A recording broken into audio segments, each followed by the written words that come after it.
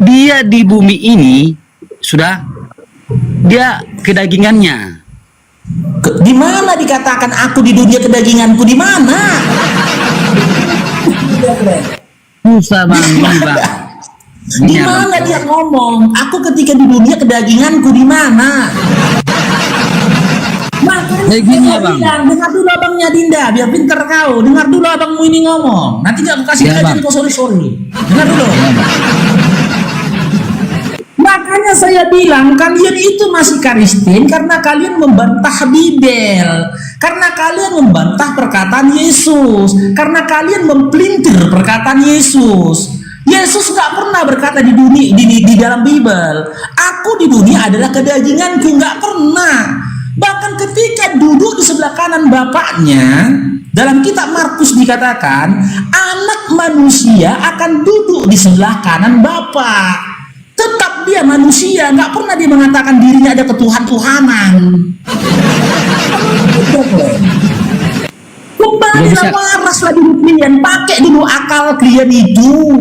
Kalau nggak bisa kalian pakai akal kalian itu, antukkan kepala kau itu ke dinding. Kau percayai sesuatu yang tidak tertulis dalam kitabmu.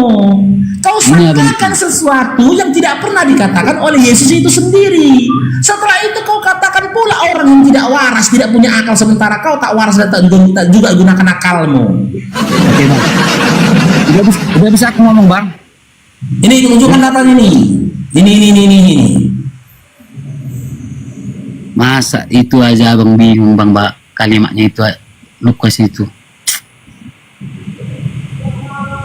Masa sekelas abang diberkatilah kau Kahana. Menyimak bahasa itu aja bang. Gak cair dong, diberkatilah kau Bang Ahmad Dahlan, diberkati istrimu Bang Ahmad, diberkati anak-anakmu, hidupmu penuh dengan berkat. Haleluya. Diberkatilah kau Kahana. Haleluya. Lanjut. Ini Lukas 22 nomor 69. Banyak katanya tuh. Iya. Nomor 69 ini jelasin ini. Manusia mulai sekarang anak manusia sudah duduk di sebelah kanan Allah yang perkasa, yang maha kuasa. Tidak ada satu narasi pun di dalam Bible di mana dikatakan Tuhan akan duduk di sebelah kanan Bapa. Tidak ada. Dalam Markus 14 nomor 62 ini ini apa jawab Yesus ini? Akulah dia dan kamu akan melihat anak manusia duduk di sebelah kanan yang maha kuasa dan datang di tengah-tengah awan-awan langit. Jika memang ada narasi di Bible dikatakan Tuhan akan duduk di sebelah kanan Bapa, Tuhan akan naik ke surga, di mana datanya?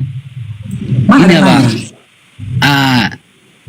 Tadi kan sudah saya bilang saya lagi di kebun. Datanya bisa tidak. Dengar dulu bang. Karena saya gini bang. Saya tadi nonton. Saya lihat Marga Chanipar. Terus bahasa abang seperti itu. Bukan saya menyangkal bang. Setengah dewasa lah bang. Setengah masa sekelas abang seumur kita ini abang tidak menerima istilahnya, tidak menerima bahwasannya Allah Bapa itu, Tuhan Yesus Kristus itu, Roh Kudus itu tidak bisa abang terima dengan akal gitu. Di situ saya bingungnya melihat abang. Nah, masa seumur kita ini sudah belajar banyak agama, pernah mendengar agama Islam, pernah mendengar agama Kristen, masa bahasa seperti itu aja abang berdebatkan gitu. Itu saya bingungnya nengok abang. Tuhan Yesus berdoa di taman untuk bapaknya. Itu pun abang bingung, kan saya lucu abang jadinya. Oke, sekarang saya tanya. Masa Tuhan Yesus berdoa sama bapaknya lucu kok abang bilang? Loh, ketika Yesus berdoa, dia Tuhan bukan? Berarti gini bang, kalau kan lebih saya bilang bang, Allah Bapa mengutus Tuhan Yesus Kristus turun di bumi. Yang saya tanyakan, ketika Yesus berdoa kepada Tuhan, dia Tuhan bukan? Sebagai anak Bapa. Bukan, yang saya tanyakan, ketika dia berdoa kepada Tuhan, dia Tuhan atau bukan? Ya. Saat dia berdoa, ya dia itu nggak Tuhan, dia berdoa sama bapaknya gitu. Oh, ketika dia berdoa dia bukan Tuhan. Iya abangku. Oke, jadi siapa yang melantik dia jadi Tuhan? Cair bro. Masa seumur Jadi siapa masa yang melantik dia seumur jadi Tuhan? gini abang, masa seumur abang nggak bisa setelah mencerna setelah kalau Tuhan Yesus itu kalau di dunia pas di dunia ini berdoa kepada Bapa. Bapak mengutus Tuhan Yesus turun ke bumi. Abang pertanyaan, Tuhan Yesus berdoa, Tuhan Yesus itu Tuhan atau apa? Cair dong, dipercaya. Berkat untuk dirimu. Dinda, dengar Dinda ya. Narasi yang barusan kau sampaikan itu pantasnya aku yang bilang ke kau. Masa kau udah tua nggak bisa kau memahami sebuah kalimat? Justru aku sudah tua bang. Kepada Tuhan, kau bilang dia bukan Tuhan. Lantas kenapa kau Tuhankan? Kayak aku lah. Abangku, abang Sanipar. Aku berdoa kepada Tuhan. Tapi aku berdoa, toh saya berdoa ini setelah ke Tuhan ke Allah Bapa. Tapi nama Tuhan Yesus itu saya apakan juga, saya ngomongkan juga dengan perantaraan anakmu Tuhan Yesus Kristus yang rela menderita di kayu salib untuk menebus umat manusia. Itu doa saya. Oke, sekarang siapa yang ngajarin kau?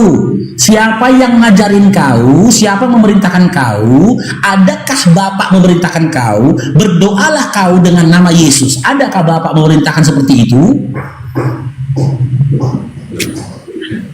Ada. Tapi ada di mana tertulis adanya? Di mana? Gini bang, maksudku. Gini bang. Jangan salah. Ada narasi gini Dengar dulu. Ada narasi seperti itu di dalam Bible. Kalau kau tetap berpemahaman seperti itu, maka tanpa sengaja entah di luar dari kesadaranmu, kau mau menjadikan Yesus berhala dalam imanmu. Gini, karena para penyembah berhala, para penyembah patung, para penyembah pohon-pohon pun mereka memiliki keyakinan ketika dia melakukan ritual penyembahan kepada patung, maka ritual penyembahannya itu sampai kepada Tuhan. Gitu loh. Padahal apa yang dilakukan kepada patung atau kepada pohon tidak sampai kepada Tuhannya. Itu pemikiran berhala, dan juga pemikiran yang disampaikan itu adalah pemikiran ajaran dari paganisme. Oke bang, aku bicara dulu bang. Ini saya membahas tentang agama saya. Kita membahas agama saya belum membahas agama abang.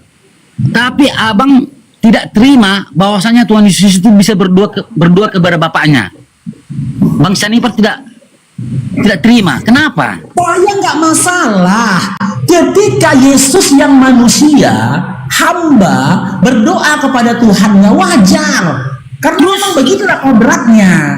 Yang masalahnya di mana? Saya tidak akan terima. Ya sudah. Ketika kau katakan Tuhan berdoa kepada Tuhan, dan saya akan tidak terima ketika kau sudah ketahui, kau sudah katakan Yesus ini manusia berdoa kepada Tuhannya, malah kau Tuhankan.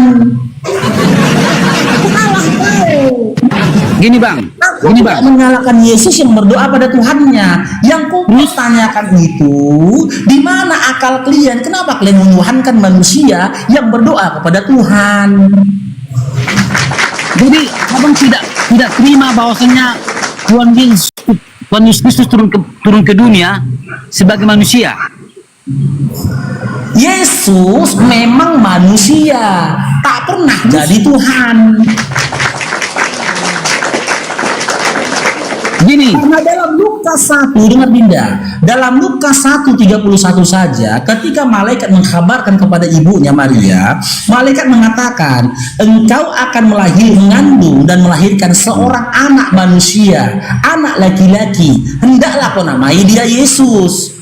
Malaikat mengatakan, engkau akan mengandung dan melahirkan Yesus, anak manusia, hakikatnya Tuhan nggak ada. Yang menjadi pertanyaan ketika kau katakan Yesus manusia, kenapa kau Tuhan kan?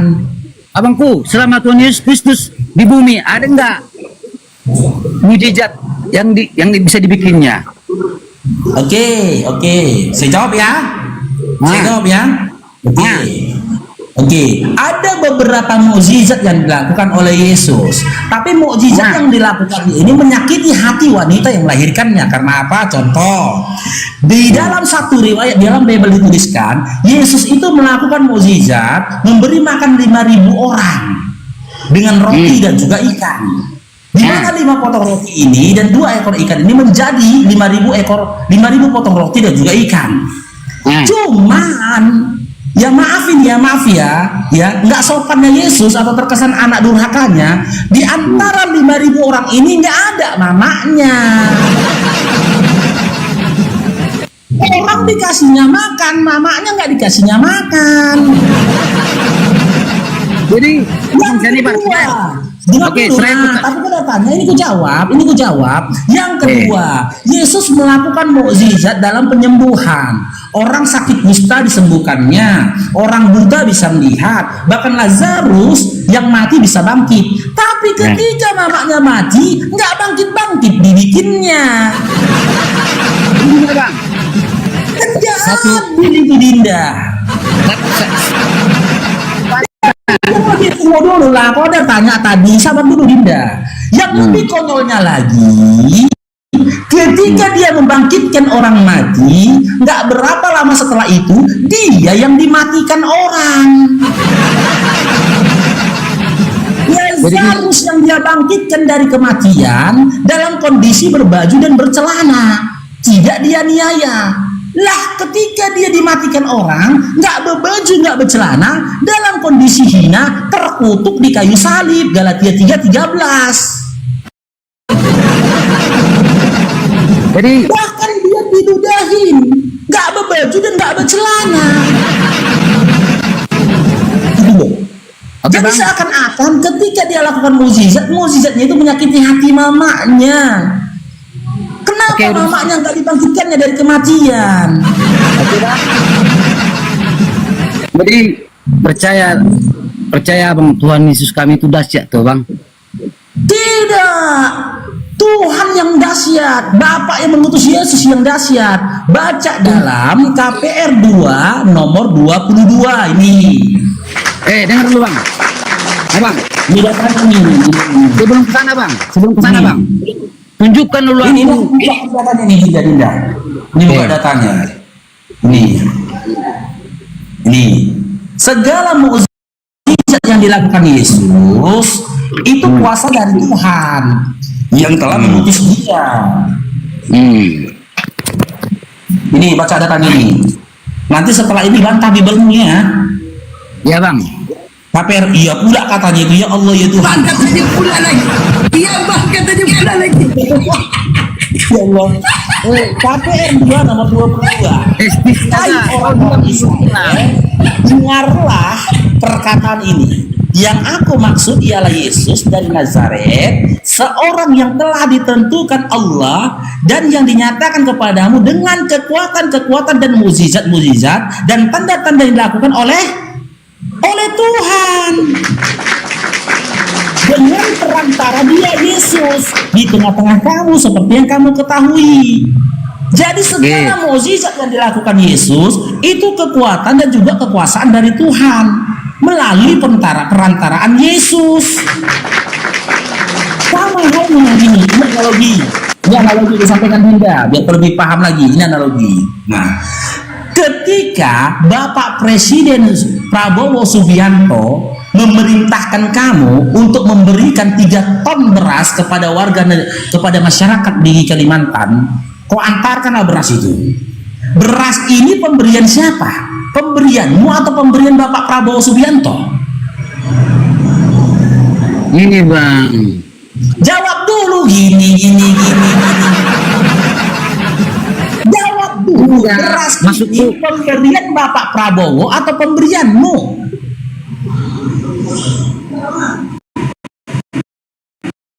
Coba aku nyimak tadi karena abang cerita presiden jadi nggak nyimak saya. Coba gimana? Oke, ini analogi sederhana Dinda ya, analogi sederhana. Ya. Ketika Bapak Presiden yang terhormat Prabowo Subianto memerintahkanmu untuk memberikan 3 ton beras kepada keluarga-keluarga di Kalimantan, beras ini pemberianmu atau pemberian Bapak Prabowo Subianto? Pak Prabowo. Pemberian Bapak Prabowo. Ketika Yesus melakukan mukjizat, bangkitkan orang mati, menyembuhkan orang sakit. Nah, sementara dalam KPR 22 dikatakan itu berasal dari kekuatannya dari Tuhan, yang melakukan, yang memiliki kuasa Yesus atau Tuhan? Yesus atau Allah? Allah. Allah yang punya apa? Yang punya kekuasaan. Allah yang Masalahnya membuat Yesus gini ya, Bang. bermukjizat. Jadi kenapa Abang, kau sembah Yesusnya? Gini ya, Bang. Kalau ada di dunia ini yang bisa menghidupkan orang mati, membangkitkan orang mati, dan bisa, yang buta bisa jadi melihat, saya akan memuji dia, saya akan ikut dia. Jawab. Makanya kenapa Bapak